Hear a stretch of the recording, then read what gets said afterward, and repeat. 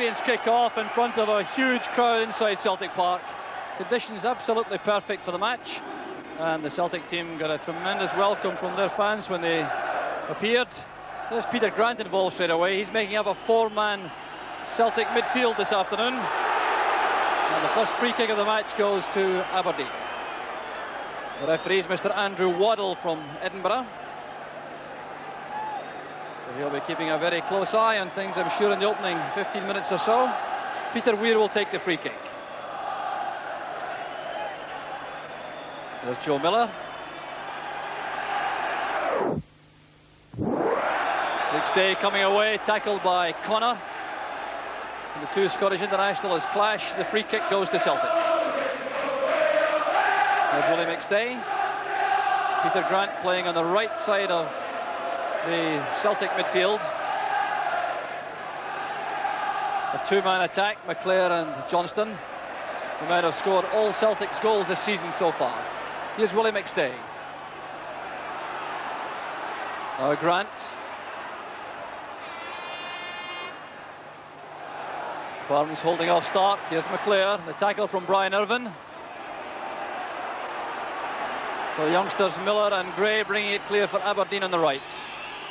An Aberdeen team depleted by injuries and of course by the transfers of men like Black, Cooper and Angus from last year's squad, but they're without Leighton, McQueen, Simpson, Bett and McDougall. So the Pittodrie resources tested to the full. There's Brian Irvine's header. Going up above Brian McClair, a hefty challenge. It's a throw to Celtic.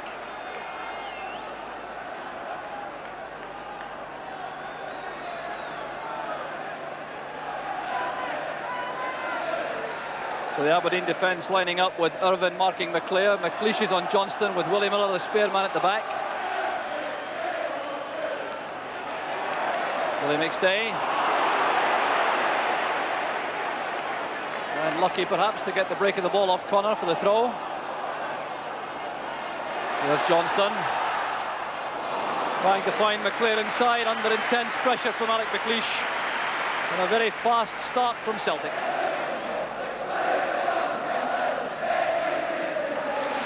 High ball, an easy one for McGugan.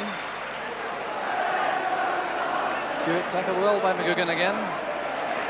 And now Tommy Barnes. McStay switching play to the right. Aiken has Willie McStay in the overlap. Peter Grant's ahead of him. Aiken reacting to a call from McLeod on the left, but playing it short to Paul McStay. And Mo Johnston complaining to the referee that it was pushed by Irvine as the pass came through.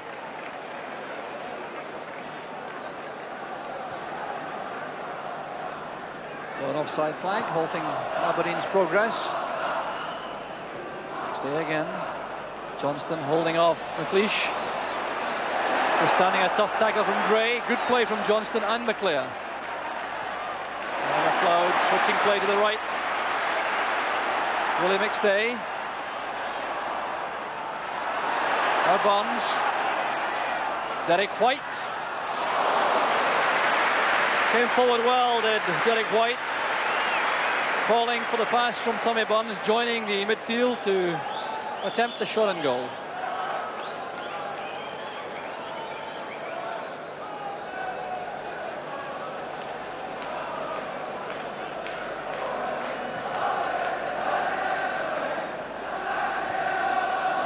McGugan will surely win all these battles in the air through the middle. Aberdeen depending on Joe Miller and John Hewitt through the middle. They're small, quick players, but here's Johnston. McClair with a great chance for Celtic. And the first golden opportunity of the match goes a begging. And that lethal two-pronged attack from Celtic, almost creating a chance again.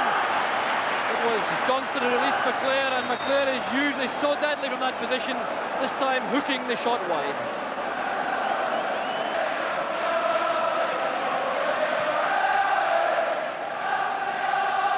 Oh, first blood to Celtic as far as chances are concerned, but still the score sheet is blank. There's some neat play from Steve Gray on the right. Brought down by White.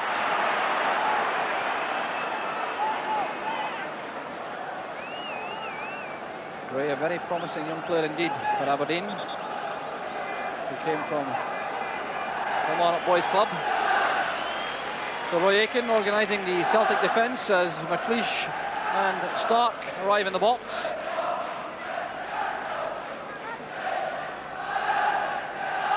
Steve Gray.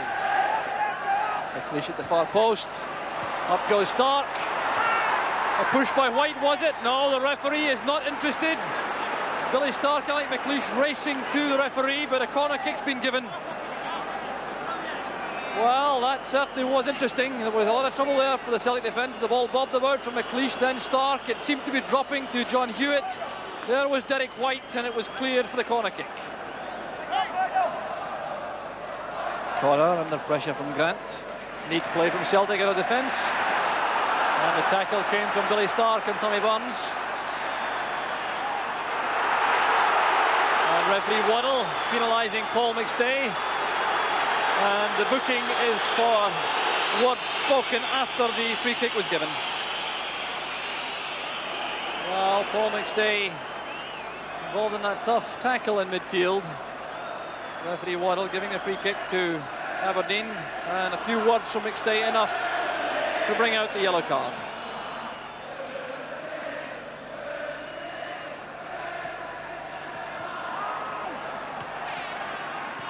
There's Irvin. McLeish's header.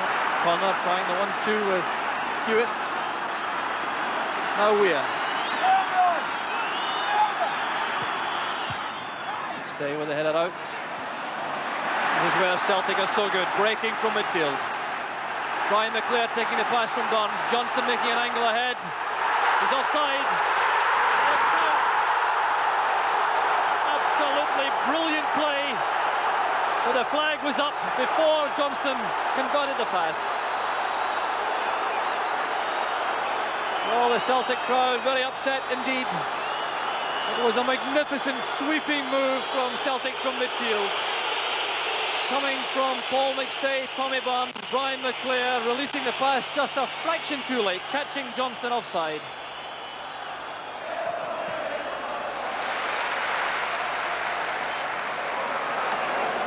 It breaks to the flank for Weir. The referee Waddle waved the advantage rule there. He would have given a free kick, I think.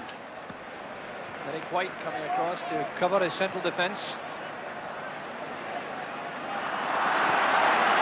Willie McStay trying to lay it back to his captain Roy Aitken. A brief apology from Willie McStay as Aberdeen prepare to take the corner kick.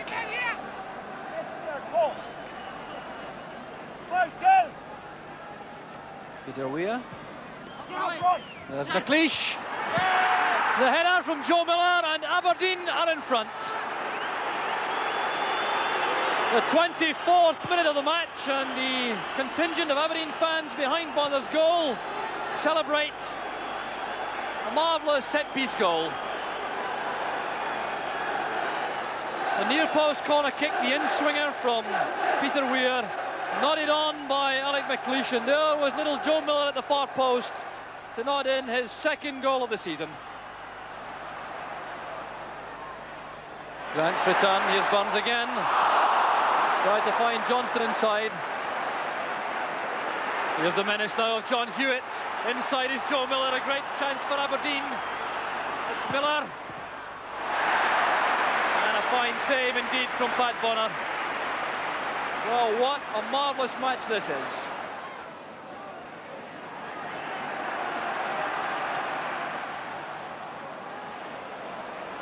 Paul McStay once again with Aitken pushing forward into midfield this time.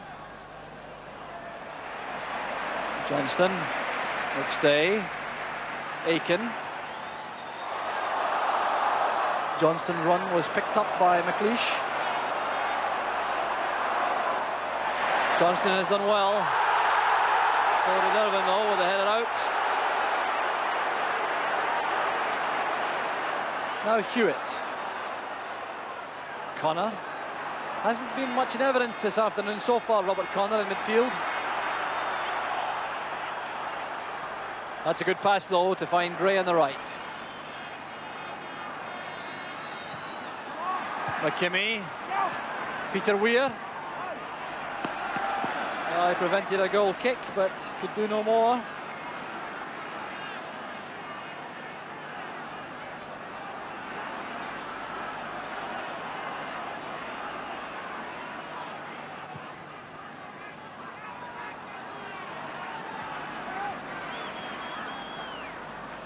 Mother McLeod.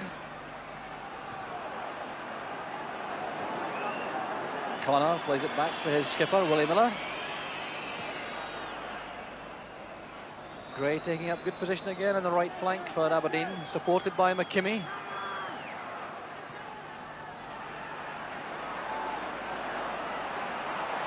White for Celtic.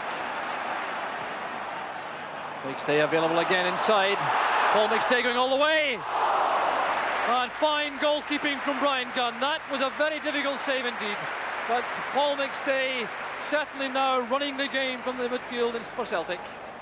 Striding forward to that pass from White, creating the shooting opportunity, the dipping shot, a very good save indeed from Gunn. Paul McStay made the run. Here's Grant. Aiken. Paul McGugan at the far post. Gunn under pressure and reacting well to the challenge from Mo Johnston.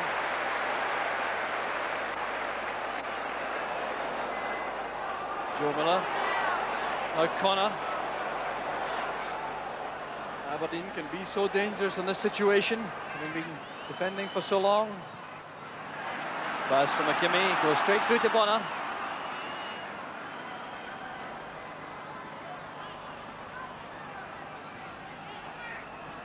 So time added on for stoppages now in the first half.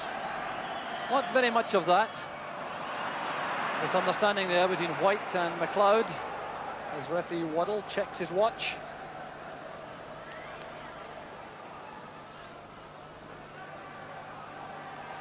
So McKimmie now with the throw up the line. And referee Waddle brings to an end the tremendous first half in which number 8, Joe Miller, scored the first goal Celtic have lost in the league for 10 matches to give Aberdeen a lead which perhaps on the balance of play they scarcely deserve. Paul McStay running the midfield for Celtic for much of the time, but the goal coming the 24th minute, the near post corner kick from Peter Weir, headed on by Alec McLeish, and there was little Joe Miller to nod home the only goal of an outstanding first half. The half-time score, Celtic 0, Aberdeen 1. Watch Gunn if he tries one of those drop kicks from goal. Sends the ball an enormous distance with that kick out. And here's Hewitt in behind Aiken. Looking for support. There's Connor. Hewitt. And a great chance for Aberdeen goes a-begging. All starting from that kick out from Brian Gunn. John Hewitt nipping in behind the Celtic defence, dragging the ball back, setting it up for Connor, whose shot was well blocked by Bonner, but there was the perfect opportunity for John Hewitt, wasted with a shot over the top.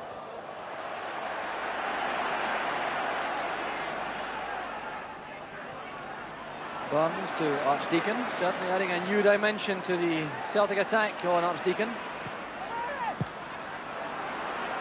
But Willie Miller appears to be a magnet for these cross balls from Celtic. Archdeacon again. Careless one from McKimmie, and Archdeacon's cross is thumped away by Irvine.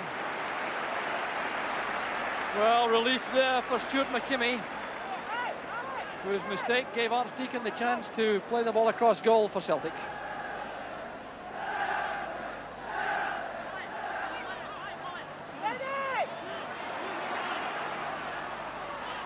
Johnston trying to make room on the touchline.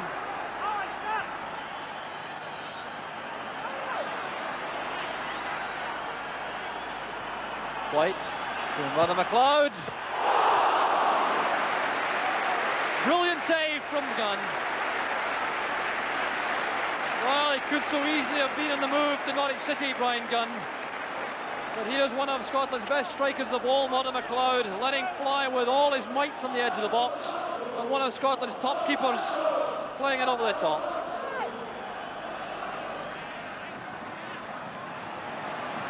Tommy Burns going through. Still Burns going all the way, and he's brought down by Miller. just outside the box. Miller thinks that Burns dived. Well, if he did, it was thoroughly convincing. He appeared to me to be brought down by the Aberdeen skipper. But Burns showing lots of confidence and control as he went through that ruck of Aberdeen players, eventually brought down by Miller. Now, chances don't come any better from set pieces around the box.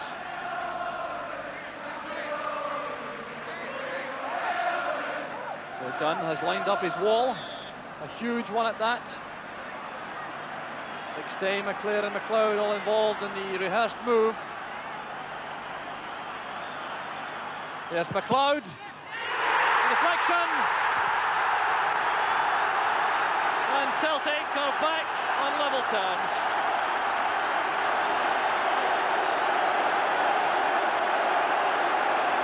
The chance was always on from the free kick. Played shot by McStay, Father McLeod driving the ball into the ruck of players, and the deflection left Brian Gunn with no chance at all.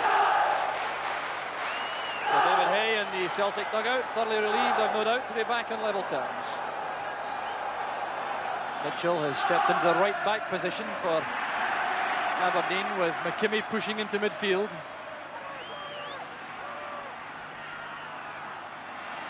McClare. Once again, Grant taking up good position on the right. Archdeacon offers himself inside. Father McLeod. Grant, Archdeacon, Grant again. McClare beaten by Willie Miller. But some more marvellous inventive play from Celtic in attack. And the Aberdeen defence now being put to the test. Irvin thumbing it out. There's White, now McLeod. Picked up by Connor in midfield for Aberdeen. Peter Weir has been forced to play deeper and deeper in the second half. Willie Miller looking for Hewitt. Bonner is off his line. Showing a good touch, playing the ball short to Aiken. Johnston's onside. Archdeacon's waiting in the middle, McClare arriving late. Still Mo Johnston. Great play again up front from Johnston, and fine goalkeeping from Gunn. Well, Mo Johnston doing everything possible to impress the Scotland Supremo, Andy Roxburgh, in the director's box. Here's Joe Miller collecting the ball very confidently on the run. Here's Willie Faulkner. Stolen from him by Roy Aiken. Here's Paul McStay now with the early pass to Johnston. Still Johnston. Can he do it all by himself? Not quite. But you're watching a centre forward in top form, full of effervescence and life up front. Lots of good close control and determination to have a strike for goal. Final score there in that excellent match at Parkhead: Celtic 1, Aberdeen 1. And when the excitement had died down, Jock Brown spoke to the Celtic manager David Hay and asked him first of all how he thought the game had gone. I thought it was a first-class game. I think both teams offered different things to the game. I think we had the majority of the game. Aberdeen once again defended exceptionally well. There was no animosity whatsoever in the game. Bit disappointed we didn't get the 2 points, but having said that, it was a first-class match. I think it's a feature of recent Celtic Aberdeen games that they have been played in good spirit and some quality football played. That's true. I think maybe a few years back there was a lot of maybe hassle in the game, a lot of bookings, but that has been out of it, you know, and both sets of players deserve all the credit for that. You consider at the end of the day, though, that it may have been a point lost for you? Possibly, you know, but once again Aberdeen, their strengths, you know, Willie Miller back, possibly not fully fit, defended exceptionally well, as did Alec McLeish and Brian Gunn. I was on holiday with Brian and he went on one of these parachute jumps. I just wish the parachute hadn't opened because he did exceptionally well today. He's a fine goalkeeper, that's right. But you made a big change at half-time. Although you played very well in the first half, you made that significant change with Owen Archdeacon on for Willie McStay at half-time. That's true. I think the first half we were the better team again. We lost to the corner, the goal from the corner kick. Alec McLeish flicked it on for young boy Miller to score. So we're always going to have to put the extra change from 4-4-2 to sort of 4-3-3, and we still had the majority of the game. I know we scored a fortunate goal, possibly a deflection, but I think we deserved at least a point today. You had a very good start to the season overall, but a 44-game Premier Division, do you think the pool is big enough to handle that? It's too many games, I think, and that's why I think we need to strengthen the pool, because we'll need it throughout the season. What with, you're going to have some injuries at some stage, hopefully not too many suspensions. The only consolation I feel, in some games we'll be able to introduce one or two of our promising youngsters, but we do need to strengthen the pool. And of course you're still working yourself, you haven't appointed an assistant yet. Will there be any developments on that in the near future? Well, it depends, to be honest with you. I'm not an assistant, I keep hoping for a rise.